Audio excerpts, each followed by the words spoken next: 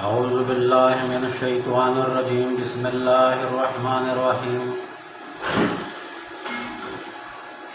محترم دوستو،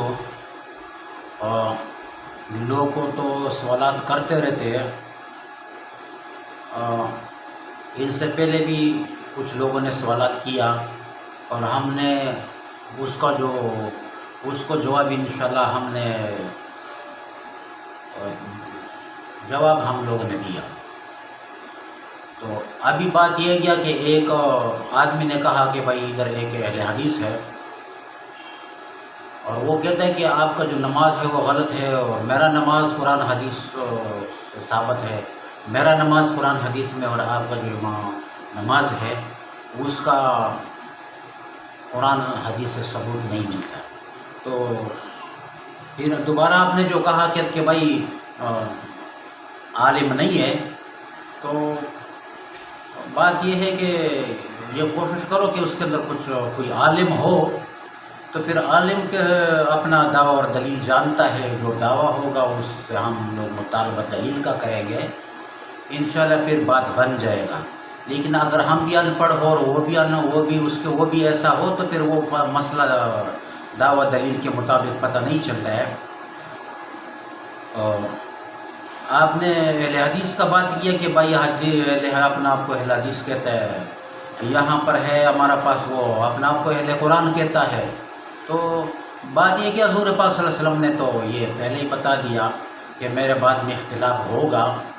لیکن قرآن اور میرے سنت کو اور صحابہ کرام رضی اللہ تعالیٰ اجمعین کا جو عمل ہے اس کو تم لوگ مضبوطی سے پکڑو۔ تو یہ جو قرآن ہے یہ اختلاف کو ختم کرنے کے لیے، قرآن کے اندر اختلاف نہیں ہے، ایسا اختلاف جو راستہ بدل دے، جس کا راستہ تبدیل ہو جائے۔ تو سوال تو میرا تو جواب یہ ہے کہ آپ نماز جو ہے وہ اپنے طریقے کے اوپر پڑھو۔ یہ علماء دیوبند کا جو طریقہ ہے نماز، یہ قرآن اور حدیث ہے، یہ مکے والا عمل، مدینے والا اور کوفے والا۔ اگر آپ نے نماز ایسا پڑھنا ہو، اختلاف سے آپ نے آپ کو بچانا ہو کہ جیسا حضور پاک صلی اللہ علیہ وسلم کے اوپر قرآن نماز نازل ہوا ہے، تو آپ نے علماء دیوبند کو دیکھنا ہوگا، بس ختم ہو گیا بات۔ دوسری بات یہ ہے کہ پہلے بھی آدمی نے یہ بات کیا تھا کہ اگر آپ کہ مطلب ہے کہ آپ لوگ بولتے کہ ہم مقلدین ہیں اور ہم امام صاحب کی بات مانتے ہیں، تو تقلید میرا خود اپنا یہ عقیدہ ہے کہ شخصی تقلید یہ فرض ہے، تقلید فرض ہے۔ دوسرا جو بات آیا تھا کہ بھائی قرآن مخلوق ہے یا اللہ کا کتاب ہے، اور اس طریقے سے پہلے اس میں بہت اختلاف ہوا، تو میں سمجھتا ہوں کہ یہ ایسا تو میں کچھ نہیں کہہ سکتا ہوں، لیکن قرآن جو ہے یہ اللہ کا کلام ہے اور اللہ کلام کے اندر مخلوق ہے، بات ہی ختم ہو گئی۔ اور قرآن اور حدیث جو ہے یہ دین ہے اور تقلید فرض ہے۔ تو پہلے آدمی نے یہ جو کہا تھا کہ پھر ہم سے یہ سوال ہوا کہ مہدی علیہ السلام جو ہے وہ آئے گا، وہ کس کا تقلید کرے گا؟ تو وہ تو قرآن حدیث ہے، قرآن بھی موجود ہے، حدیث بھی موجود ہے، علماء نے اس کے لیے بہت محنت کیا، کوشش کیا، بڑے اس کے لیے بہت سفریں کیا، تکلیفیں اٹھایا۔ قرآن اور حدیث دین ہے اور وہ قرآن حدیث کے اوپر چلے گا، قرآن اور حدیث کے اوپر وہ چلے گا، وہ خود مجتہد ہوگا، اجتہاد کرے گا۔ لیکن اس کا جو نماز ہے، اس کو جتنے میں نے ریسرچ کیا ہے، جتنا میں نے دیکھا، امام مہدی علیہ السلام کا جو نماز ہے وہ دیوبند والا کے طریقے پر ہوگا۔ کیونکہ اصحاب اکرام رضی اللہ تعالیٰ اجمعین جتنے تھے، اسے دیوبند نے جو نماز لیا ہے، دیوبند کا نماز مکے والا ہے، مدینہ والا ہے، کوفے والا ہے، وہ نماز ہے جو حضور پاک صلی اللہ علیہ وسلم کے اوپر نماز نازل ہوا اور بغیر اختلاف کا، وہ نماز دیوبندیوں کے پاس ہے۔ اگر آپ نے دین پر چلنا ہے، نماز کو وہ پڑھنا ہے، تو بولا دیوبند علماء دیوبند کو دے کر کے نماز پڑھو، نہ اس میں اختلاف ہے، نہ قرآن سے ادھر ادھر دوسری بات ہے۔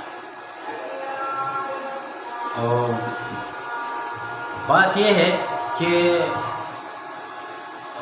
شرط یہ ہے کہ میں نے بھی اس کے اندر عالم کو ہو سکتا ہے کہ علماء اس میں ہو، لیکن میں نے عالم اس کے اندر نہیں دیکھا۔ اگر آپ معلوم کر لیں اور دیکھ لیں تو پھر ہم انشاءاللہ ان سے قرآن اور حدیث سیکھنے کی کوشش کریں گے، اور وہ اگر قرآن حدیث بتا دے تو پھر اس کی وہ محنت جو قرآن سے حدیث سے نماز بتا دے اور ہم اس کا بات نہ مانیں تو ہمارا اختلاف پھر قرآن حدیث کے ساتھ ہوگا، ہم ایمان سے نکل گیا اور اس نے اپنے ہمارا اوپر حجت کو قائم کر دیا، اور یہ ہوگا کہ ہم خود ان کا اعلان کریں کہ ہم قرآن حدیث کو نہیں مانتے۔ اگر وہ قرآن سے اور حدیث سے نماز بتا دے تو صافی بات ہے کہ بھائی ہم نے قرآن حدیث والا نماز پڑھنا ہوگا۔ میں تو اپنے اس بات کے لیے تیار ہوں کہ کوئی آ جائے اور قرآن حدیث والا وہ نماز مجھے بتا دے جو میرا نماز قرآن حدیث کے خلاف ہو، جو عمل ایسا ہو کہ قرآن حدیث کے اندر نہ ہو، اور دوسرا آ جائے قرآن کو رکھ دے، حدیث کو پھیلا دے اور پھر مجھے اس کی دعوت دے دے قرآن حدیث کا، اور پھر میں اگر اس کو نہ مانوں تو پھر یہ بات صحیح بات ہے کہ اس کا محنت اور کوشش اس نے کر دیا اور میرے اوپر بات حجت ختم ہو گیا۔ تو انشاءاللہ بہرحال ہم یہ کوشش کریں گے کوئی ایسا آدمی مل جائے جو قرآن حدیث سے نماز بتا دے، انشاءاللہ میں خود ماننے کے لیے تیار ہوں، اور آپ بھی کوشش کریں کہ اس قسم کی آدمی مل جائے۔ باقی اہل حدیث تو جو اصحاب حدیث ہے، حافظ حدیث ہے، اہل حدیث ہے، یہ اگر مجھے بولو گے کہ بھائی یہ ایک مسئلہ بتا دو تو میں ناقل ہوں، اور بخاری سے دوسری کتابوں سے جو ہے نا وہ مسئلہ بتاؤں گا۔ اہل حدیث والا خود حدیث سے بتاتے ہیں، جو اس نے اپنا حدیث سند کے ساتھ نقل کیا۔ اہل حدیث والا ناقل نہیں ہے، ہم ناقل ہے۔ تو انشاءاللہ یہ کوشش کریں گے کہ اللہ تعالیٰ ہمیں ایسا آدمی مل جائے کہ قرآن اور حدیث جانتا ہو اور اس کا عمل بھی قرآن حدیث کے اوپر ہو، دعوت بھی قرآن حدیث کے اوپر ہو، لوگوں کو قرآن حدیث سناتا ہو، سمجھاتا ہو، بتاتا ہو، تو انشاءاللہ ہم ماننے کے لیے تیار ہے۔ اللہ تعالیٰ مجھے اور آپ کو سب کو قرآن اور حدیث کے اوپر عمل کرنے کی توفیق دے دے، اور ہیلے سے، بہانے سے، دھوکہ سے، دجل سے، فریب سے اللہ تعالیٰ بچا دے کہ میں اگر اس کیسٹ کے اندر کچھ بات ایسا کر لو اور لوگ کاٹ دے، دوسرا بنا دے، یا کیسٹ کا ایک بات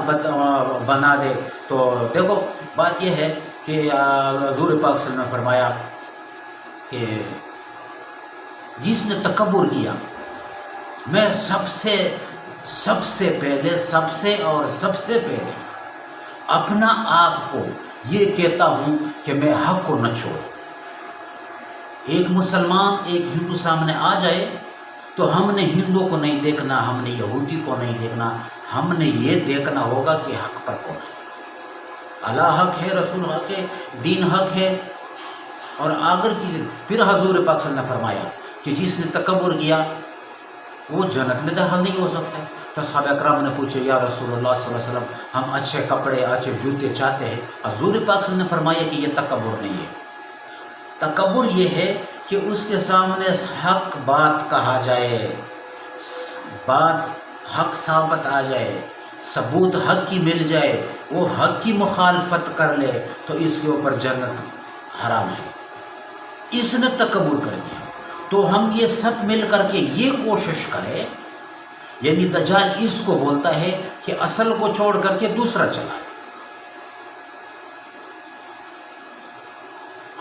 جو اصل والا چیز ہے اس کو چھوڑ دے، اس کے اندر تبدیلی کرے، تعبیر کرے، تغیر کرے، اور اس قسم کی اس کے کیسٹ کو بہت سے لوگ بیان کے ایک عالم کا توڑ مروڑ کر کے اس کا بات الگ ہے، یا اس کا ایک جملہ کو لوگ کہہ کر دیتے کہ ایک عالم کے منہ سے ایک جملہ نکل جاتا ہے غلطی سے، خطا سے، اور وہ جملہ کو بار بار وہ ریپیٹ کر دیتا ہے کہ اس نے ایسا بولا. تو دیکھو قبر میں ہم نے سب نے جانا ہو، کیسا نہیں کہ پارٹی بازی کے لیے ہم اپنا قبر کو خراب کریں، خیر کو خراب کریں، اللہ کو ناراض کر کے رسول کی طریقہ پر رسول کی صلی اللہ علیہ وسلم کی طریقہ کو چھوڑ دے. سب سے عرض یہ ہے کہ ہم لوگوں نے جو تبلیغ کرنا ہے، ہم لوگوں نے قرآن پر پڑھنا ہے، حدیث پڑھنا ہے، تو وہ قرآن حدیث اس طریقے سے پڑھے کہ اس میں دجل نہ ہو، فریب نہ ہو، دھوکہ نہ ہو، جھوٹ نہ ہو، جھوٹے حدیث نہ بنا دے. اور قرآن حدیث سے جو ہے نا ہم دوسروں کو بھی دعوت دے دیں اور خود بھی قرآن حدیث پر چلے. اور